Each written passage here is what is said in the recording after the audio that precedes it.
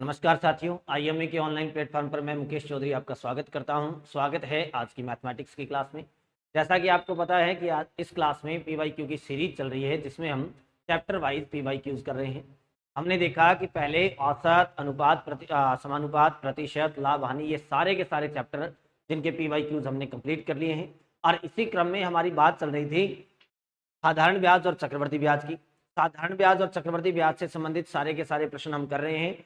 विगत परीक्षाओं में इस चैप्टर से रिलेटेड कैसे कैसे क्वेश्चन पूछे गए हैं, किस टाइप के कैलकुलेशंस पूछी गई हैं, वो सारी चर्चाएं करते हुए इसी क्रम को हम आगे बढ़ाते हैं। उम्मीद करता हूं आप सभी स्वस्थ होंगे, मस्त होंगे, अपनी तैयारी को निरंतर जारी रख पा रहे होंगे। एक बार सभी विद्यार्थी फटाफट आ जाइए, क्लास को लाइक कर दीजिए और जो नए विद्यार्थी हैं वो चैनल को सब्सक्राइब कर दीजिए।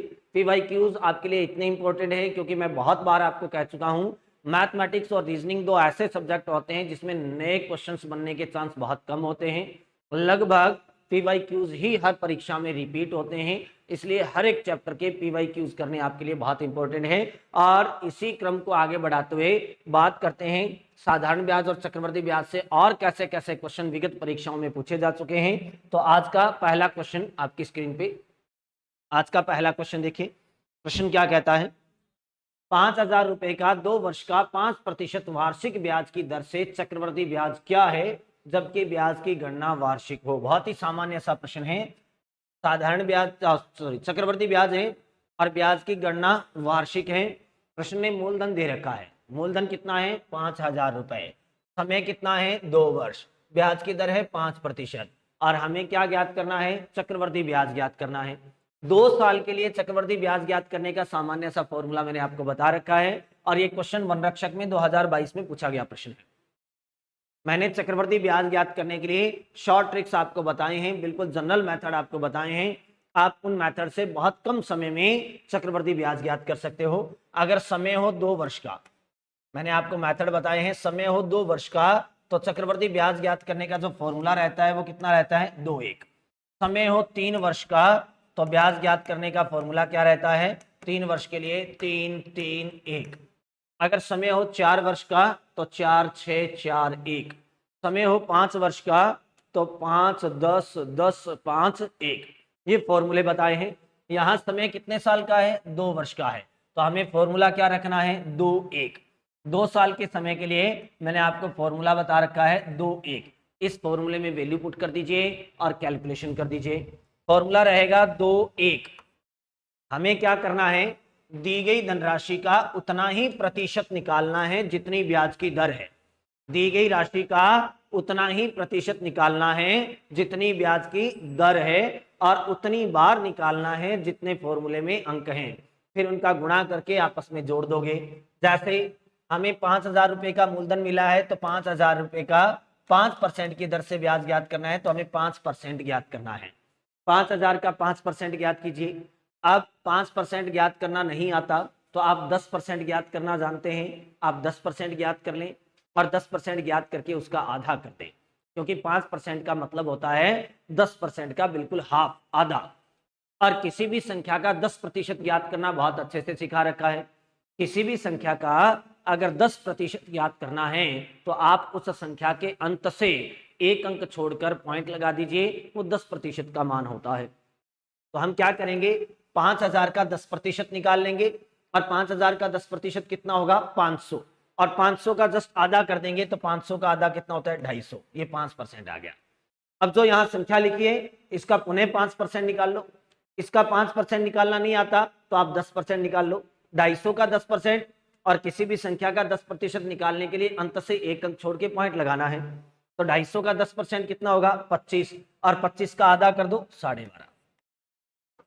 25 का आधा कर दो 12.5। दोनों को गुणा करके जोड़ दो। 250 का 2 से गुणा करोगे तो 500 और 12.5 का 1 से गुणा करोगे तो 12.5।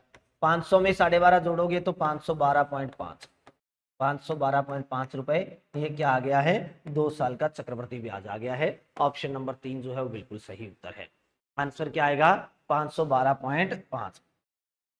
चक्रवर्ती ब्याज ज्ञात करने से कोई भी संबंधित कोई भी क्वेश्चन आ जाए, आप ऐसे ही कैलकुलेशन करोगे। अलग अलग समय के लिए अलग अलग मैंने आपको फॉर्मूले बता रखे हैं। आप इन फॉर्मूलों का यूज करते हुए सामान्य कैलकुलेशन से भी आप चक्रवृद्धि ब्याज ज्ञात कर सकते हो किसी भी धनराशि का किसी भी दर से।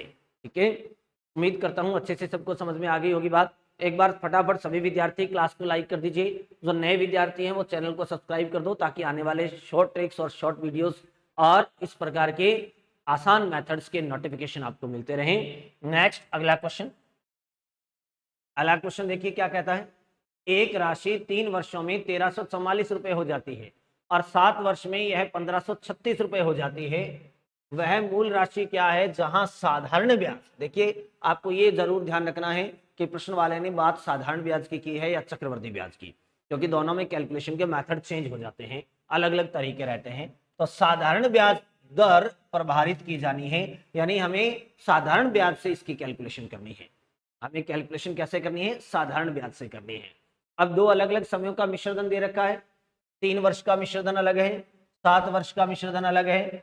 दो अलग अलग दिए गए मिश्रधनों को आपस में घटाओगे तो बीच में बचे हुए समय का ब्याज आ जाएगा। इस ब्याज को उतने ही सालों का बना लो जितने सालों का मिश्रधन है और मिश्रधन में से ब्याज घटा दो, मूलधन आ जाएगा। कैसे, 7 वर्ष का मिश्रधन दे रखा है, 7 वर्ष का मिश्रधन कितना है देखिए, तो 7 साल का मिश्रधन कितना दे रखा है 1536।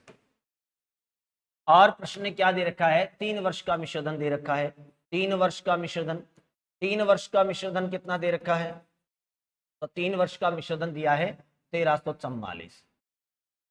दोनों को घटा दो, अगर 7 वर्ष में से यहां 3 वर्ष घटाओगे तो कितने बचेंगे, 4 वर्ष, और 4 वर्ष का क्या बचेगा, ब्याज बचेगा। और ये बात मैं आपको पहले भी बता चुका हूं, ऐसा क्वेश्चन हम पहले भी कर चुके हैं। जब भी मिश्रधन में से मिश्रधन घटाते हैं तो बचे हुए समय का ब्याज बचता है। ब्याज क्यों बचता है क्योंकि ये मिश्रधन है, इसमें मूलधन और ब्याज दोनों है। ये भी मिश्रधन है, इसमें भी मूलधन और ब्याज दोनों है। जब दोनों को घटाएंगे तो मूलधन से मूलधन तो कैंसिल हो जाएगा। ये ब्याज 7 वर्ष का है, ये 3 वर्ष का है, तो 7 सालों के ब्याज में से 3 सालों का ब्याज घटेगा तो 4 साल का ब्याज बचेगा, क्योंकि 7 साल का ब्याज ज्यादा होता है और 3 साल का ब्याज कम होता है। तो 1536 में से 1344 घटा दो, 16 में से 4 घटा दो, 6 में से 4 घटा दो 2, 13 में से 4 घटा दो 9, और इधर बच गए 14 में से 13 घटा दो 1, 192 रुपए। ये 4 वर्ष का क्या आ गया, ब्याज। जैसे ही 4 वर्ष का साधारण ब्याज आ गया तो इस ब्याज को उतने ही सालों का बनाना है जितने सालों का मिश्रधन है। हमारे पास मिश्रधन 3 साल का भी है और 7 साल का भी है, तो चाहे इसको 3 साल का ब्याज बना लो और चाहे 7 का बना लो। अब 4 साल का ब्याज है 192, तो 1 वर्ष का ब्याज क्या हो जाएगा, तो साधारण ब्याज प्रत्येक वर्ष के लिए समान रहता है। अगर 4 साल में 192 रुपए ब्याज है तो 1 साल में कितना होगा, 4 से भाग दे दो, 4 चौके 16, बच गए 3, 8 चौके 32, 48 रुपए। अगर 1 साल में ब्याज बना है 48 रुपए, तो अब चाहे आप 3 से गुणा करके 3 साल का बना लो, चाहे 7 से गुणा करके 7 साल का बना लो। तो 3 साल का ब्याज पता कर लो, 3 साल का ब्याज कितना बनेगा, 3 वर्ष में ब्याज कितना बनेगा, तो 1 साल का ब्याज है 48, तो 3 वर्षों में कितना बनेगा, 48 से 3 का गुणा कर दो, 8 तिया 24 और 4 तिया 12 और 13 14, 144 रुपए। जैसे ही हमारे पास 3 साल का ब्याज आ गया, अब सारी बातें आपके पास स्पष्ट है। 3 साल का मिश्रधन भी आपके पास है, 3 साल का ब्याज भी आपके पास है। मिश्रधन में से अगर ब्याज घटा दें तो हमारे पास क्या बचता है, मूलधन बचता है। तो हमें क्या ज्ञात करना है, मूलधन। क्या ज्ञात करना है, मूलधन ज्ञात करना है। और मूलधन ज्ञात करने के लिए हमारे पास 3 साल का मिश्रधन है, कितना, 1344। इस 3 साल के मिश्रधन में से 3 साल का ब्याज घटा दो 144, तो मिश्रधन में से ब्याज घटाओगे तो मूलधन बचेगा, जो कि कितना आएगा, 1200 रुपए। कितना आ जाएगा, 1200 रुपए। तो ये आपका आंसर ऑप्शन नंबर 3, मूलधन कितना आ जाएगा, 1200 रुपए। और प्रश्न ने क्या पूछा था, मूलधन पूछा था। प्रश्न ने कहा कि मूलधन ज्ञात कीजिए, और मूलधन हमारे पास कितना आ गया है, 1200 रुपए आ गया है। तो आंसर ऑप्शन नंबर 3 जो है वो बिल्कुल सही उत्तर है। आंसर क्या आएगा, 1200 रुपए। उम्मीद करता हूं अच्छे से सबको सारी बातें समझ में आई होगी। कर लोगे इस टाइप के क्वेश्चंस, आगे बढ़ें। वेरी गुड, सबको नमस्कार, सबको राम राम। आगे बढ़ते हैं फटाफट। सभी विद्यार्थी क्लास को लाइक कर दीजिए, जो नए विद्यार्थी हैं वो चैनल को सब्सक्राइब कर दीजिए एक बार। अगला प्रश्न देखिए, कितने समय में 1200 रुपए 6% प्रति वर्ष सरल ब्याज की दर से 1344 रुपए हो जाएगा। कितने समय में 1200 रुपए की जो धनराशि है वो 6% की दर से, साधारण ब्याज की दर से 1344 रुपए हो जाएंगे। बहुत ही सामान्य सा प्रश्न है। ये भी 2022 में वन रक्षक में पूछा गया है। कुछ कुछ क्वेश्चन तो इतने इजी हैं। साधारण ब्याज ज्ञात करना है। अब मिश्र धन दे रखा है 1344 और उसमें से मूलधन है 1200, तो ब्याज कितना, तो ब्याज कितना हो जाएगा, 1344 में से 1200 घटाओगे तो ब्याज बना 144 रुपए। प्रश्न कह रहा है कि हमें 144 रुपए ब्याज बनाना है और वो भी 6% की दर से बनाना है, तो आपको समय बताना है कि समय कितना लगेगा। तो साधारण ब्याज में समय ज्ञात करने का फॉर्मूला क्या होता है, समय बराबर ब्याज गुणा 100 बटा मूलधन गुणा दर। इस फॉर्मूले में वैल्यू पुट कर दो और कैलकुलेशन कर दो। ब्याज कितना 144 गुणा 100, मूलधन कितना 1200 रुपए और दर कितनी 6%। सॉल्व कर दो, 2 जीरो से 2 जीरो काट दो, 12 का भाग दे दो 144 में तो 12, 12 में 6 का भाग दे दो, आंसर आ जाएगा 2 वर्ष।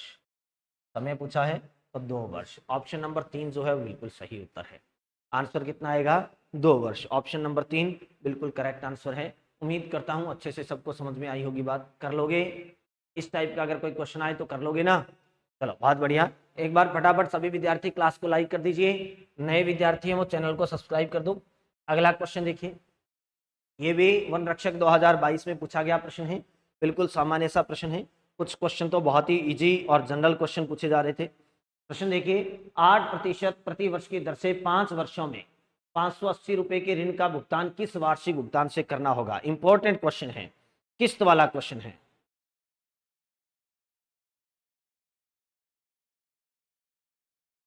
चलो किस्त वाला क्वेश्चन है,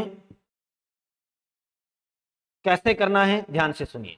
जब भी साधारण ब्याज में किस्त से संबंधित प्रश्न आता है तो उसकी कैलकुलेशन कैसे करनी है, बड़ा ध्यान से सुनना। बहुत अच्छी अप्रोच बताऊंगा यहाँ आपको।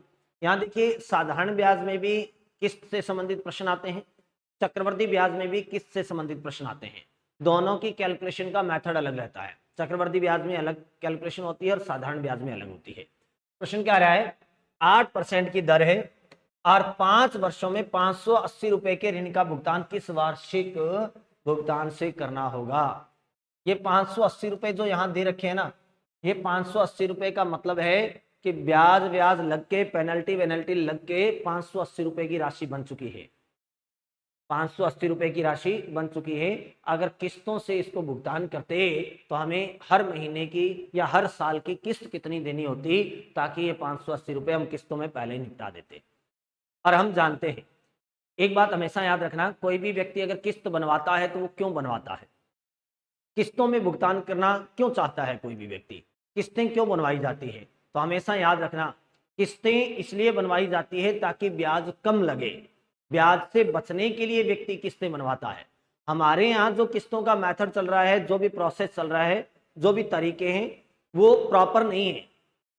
उसमें प्रॉपर ब्याज का मेथड नहीं लगता है। एक्चुअल में किस्तों में क्या होना चाहिए, लौटाई गई राशि पे कभी भी ब्याज नहीं लगना चाहिए। किस्तों में ये मेथड होता है कि जो राशि हमने लौटा दी है उस लौटाई गई राशि पे ब्याज नहीं लगता। क्यों और कैसे नहीं लगता, सपोज कीजिए, मान लीजिए आपने किसी से 2 लाख रुपए उधार लिए, 4 साल के लिए उधार लिए।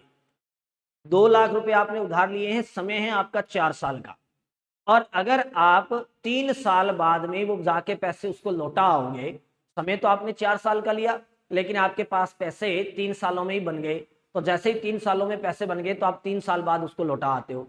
अगर आप 3 साल बाद पैसे लौटा के आते हो तो आपको ब्याज कितने सालों का देना पड़ेगा, 4 का देना पड़ेगा कि 3 का ही, तो ब्याज तो 3 ही साल का देना पड़ेगा। क्यों, क्योंकि आपने राशि को यूज कितने टाइम किया है, 3 साल। जितने साल आपने राशि को इस्तेमाल किया है उतने ही सालों का ब्याज दोगे।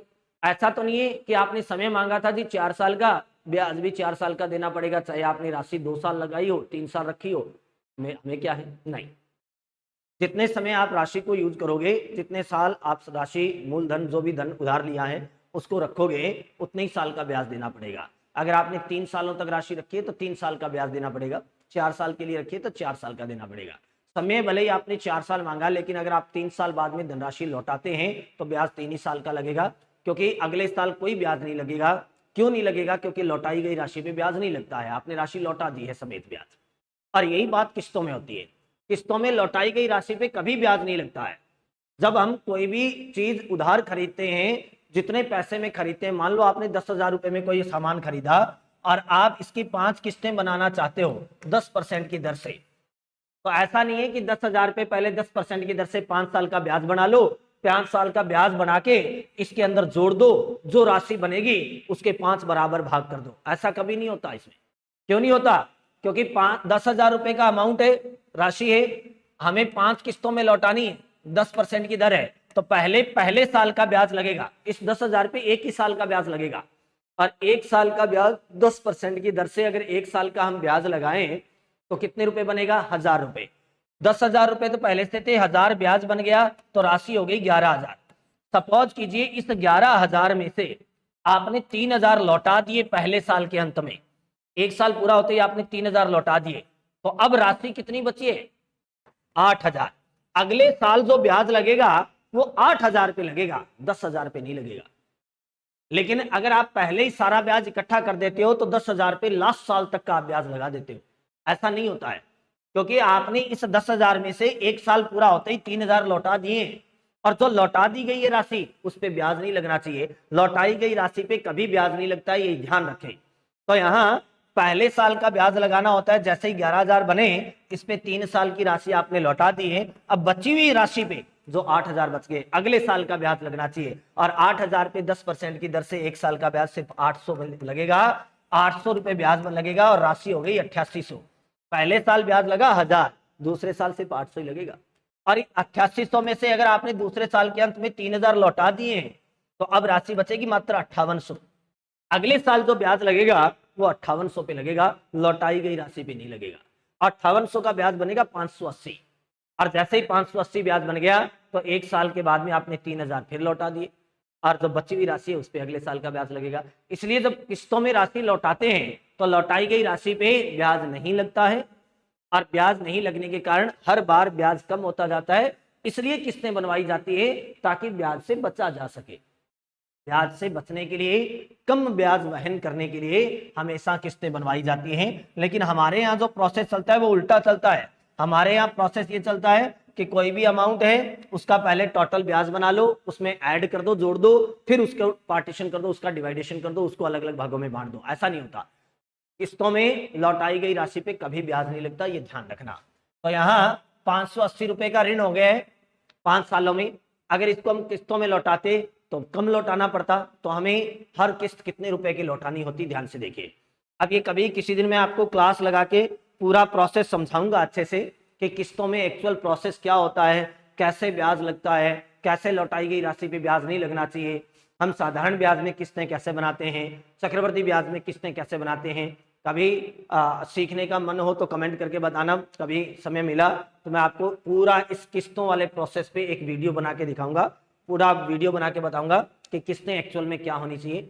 लेकिन फिलहाल हम ये सीखते हैं कि अगर साधारण ब्याज में किस्त से संबंधित क्वेश्चन आ जाए तो हमें उसको कैसे सॉल्व करना है। इसका एक सिंपल सा मेथड बताता हूं, ध्यान से सुनिए।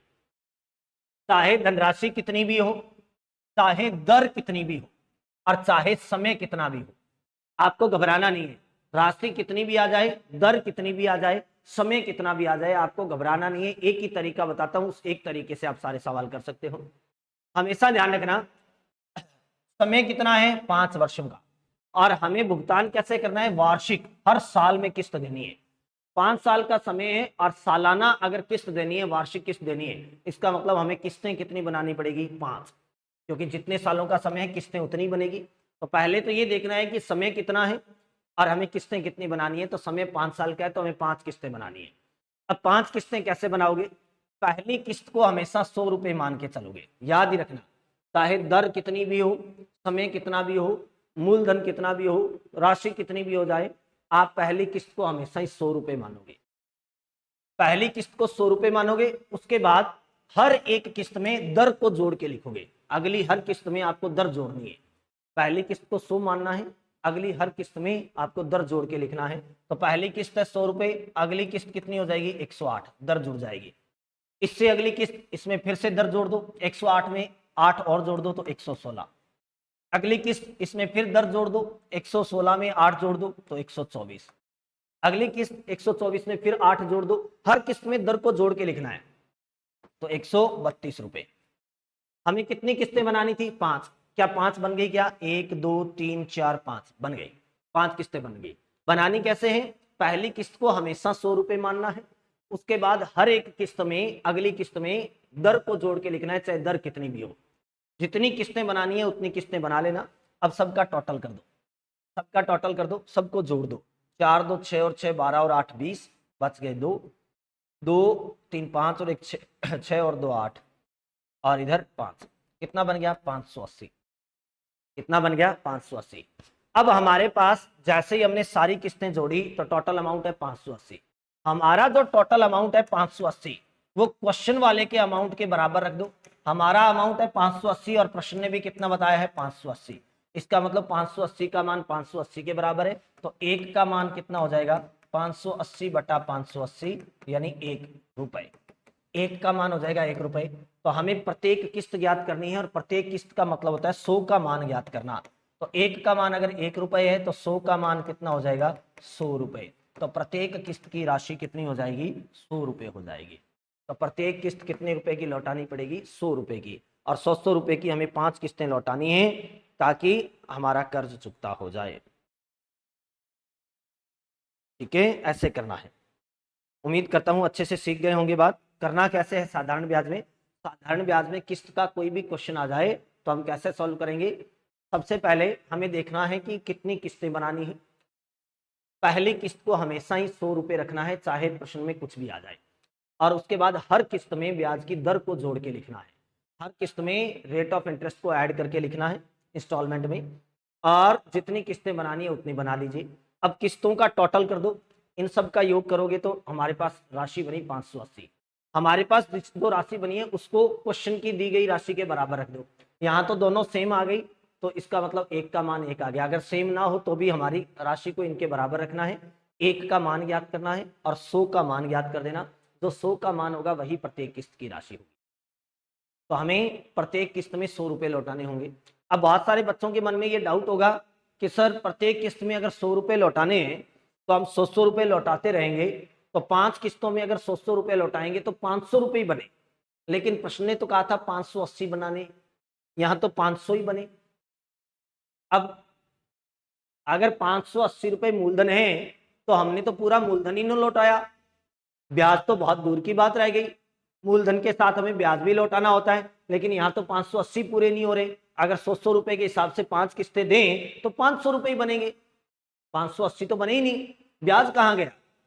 तो देखिए ये भी आपकी क्वेरी सॉल्व कर देता हूं।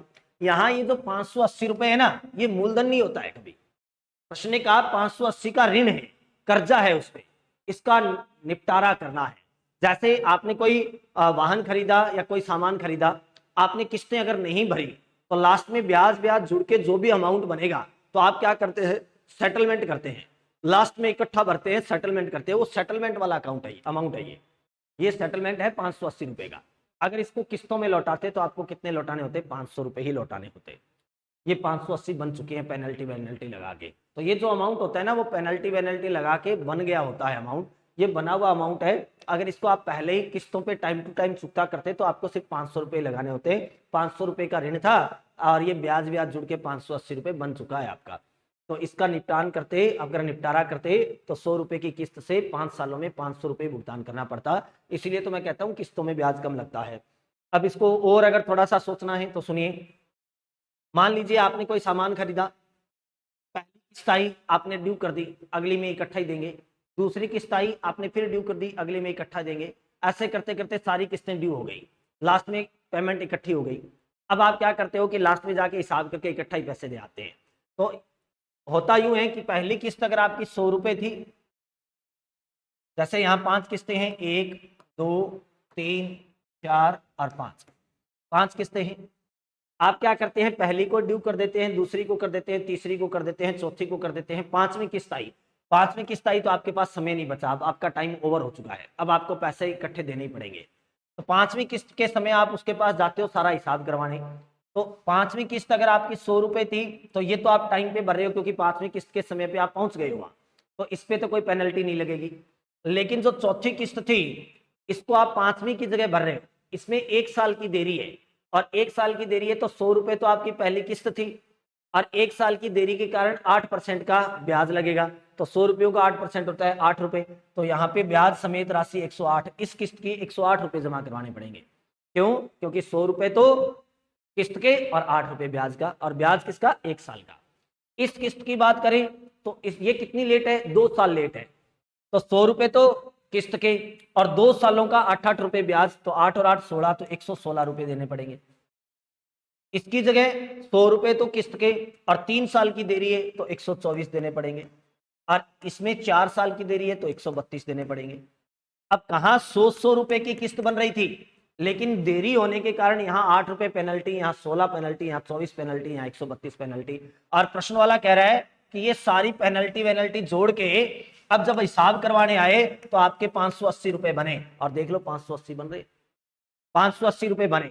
इन 580 रुपयों को अगर आप टाइम टू टाइम, अगर इन 580 रुपयों को आप टाइम टू टाइम किस्तों में भरते तो ये सिर्फ 500 रुपए में निपट सकते थे, ये एक्स्ट्रा पेनल्टी नहीं लगती जो यहाँ 80 रुपए की लग चुकी है। तो यहाँ प्रश्न का कहने का असली अर्थ ये है कि ये जो अमाउंट दिया होता है आपको, ये पेनल्टी वेनल्टी लग के ब्याज समेत अंतिम अमाउंट दिया होता है। अगर इसको हम किस्तों में भरते हैं तो हमें कम राशि भरनी पड़ती है। तो अगर हम इसको किस्तों में भरते तो प्रत्येक किस्त की राशि कितनी थी? 100 रुपए थी। उम्मीद करता हूं अच्छे से आपको समझ में आ गई होगी बात। अब भी अगर किस्तों से संबंधित इस प्रश्न में कोई डाउट रह गया है आपको तो एक बार आप बताना, मैं आपके लिए किस्तों वाला एक प्रॉपर वीडियो बना के डालूंगा, यहाँ अच्छे से आपको समझ में आ जाएगा। ठीक है, चलो फटाफट एक बार क्लास को लाइक कर दीजिए, जो नए विद्यार्थी हैं वो चैनल को सब्सक्राइब कर दीजिए। किस्त के लिए स्पेशल मैं आपके लिए वीडियो डाल दूंगा पूरा प्रॉपर मेथड समझाते हुए, और इसके कुछ एक क्वेश्चन और बता दूंगा। अभी PYQ चल रहे हैं, प्रीवियस ईयर्स में पूछे गए चल रहे हैं। अगला प्रश्न देखिए, 2022 में पूछा गया प्रश्न है, कोई धन सरल ब्याज से 5 वर्ष में 660 और 8 वर्ष में 776 रुपए हो जाता है, तो वार्षिक ब्याज की दर क्या है? ऐसा क्वेश्चन अभी अभी किया था थोड़ी देर पहले। 776 रुपए है 8 साल का मिश्र धन, और 660 रुपए है 5 साल का मिश्र धन। यहाँ मूलधन ने पूछकर ब्याज की दर पूछ ली। अगर ऐसे क्वेश्चनों में ब्याज की दर भी पूछ ले तो अभी पहले आपको मूलधन ज्ञात करना ही पड़ेगा, बिना मूलधन के आप ब्याज की दर ज्ञात नहीं कर सकते। तो पहले यहाँ मूलधन ज्ञात कीजिए, और मूलधन ज्ञात करने के लिए 2 अलग अलग समयों का मिश्र धन है, उनको आपस में घटा दो। 8 वर्ष का मिश्र धन है, 8 वर्ष का मिश्र धन है, और मिश्र धन कितना है? 776। देखिए क्वेश्चन वही आते, क्वेश्चन सेम ही आते, ये भी 2022 में पूछा है, यही क्वेश्चन चल रहे हैं।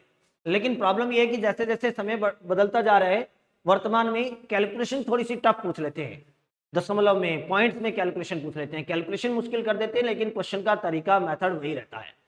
अब 5 वर्ष का मिश्र धन भी दे रखा है, 5 वर्ष का मिश्र धन, और मिश्र धन कितना दे रखा है? 660 रुपए।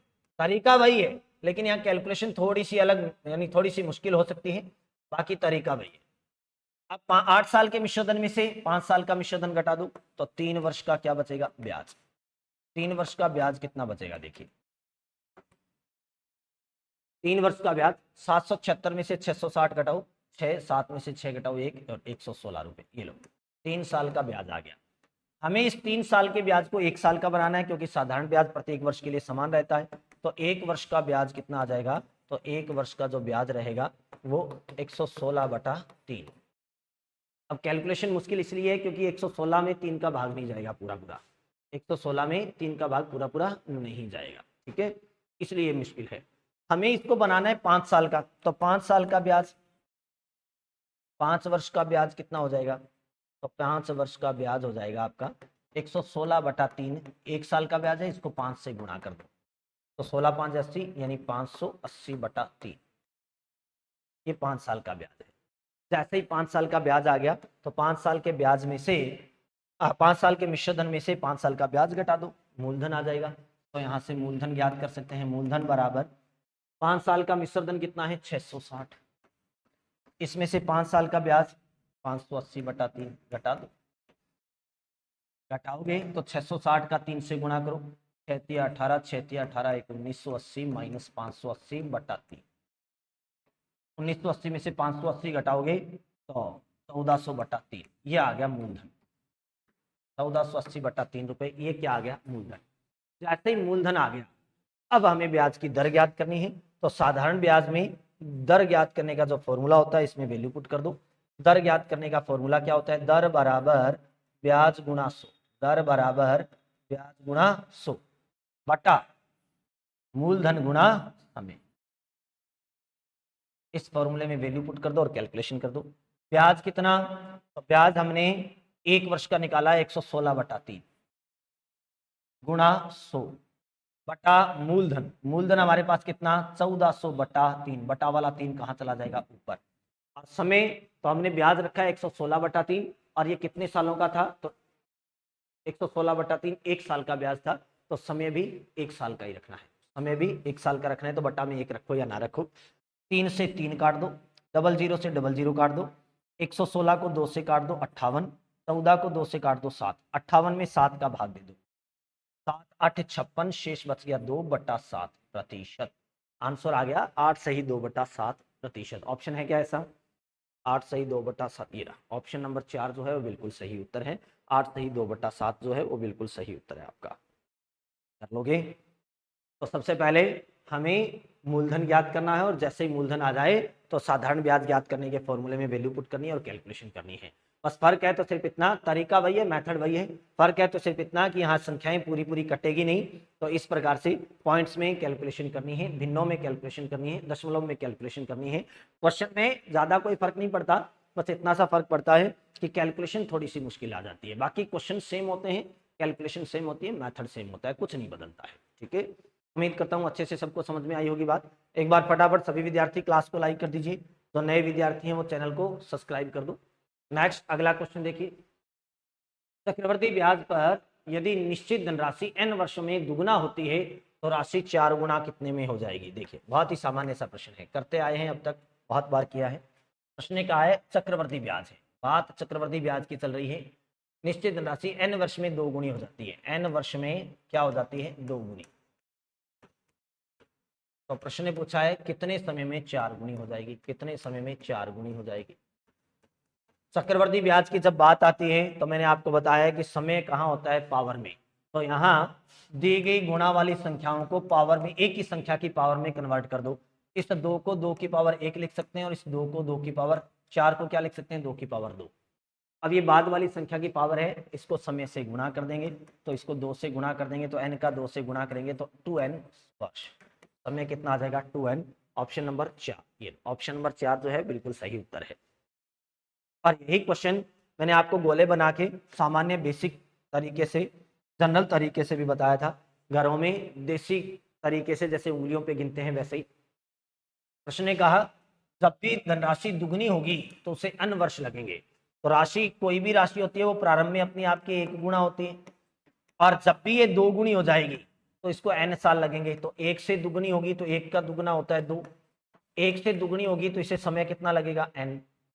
अब फिर अगर ये दुगनी हो जाए तो 2 का दुगना होता है 4 गुना, और 4 गुना होने में फिर कितने साल लगे n।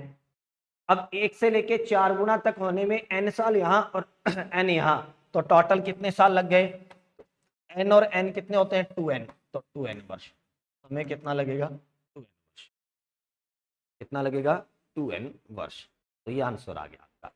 उम्मीद करता हूं अच्छे से आपको समझ में आ गई होगी बात, कर लोगे इस टाइप के क्वेश्चन। आगे बढ़ें, नेक्स्ट अगला क्वेश्चन, अगला प्रश्न देखिए, अगला प्रश्न क्या कहता है, साधारण ब्याज की किस दर से किसी धन का 10 वर्ष का ब्याज उस धन का 2/5 होगा। साधारण ब्याज की किस दर से किसी धन का 10 वर्ष का ब्याज, बहुत ही सामान्य सा प्रश्न है और ये भी 2016 में पूछा गया प्रश्न।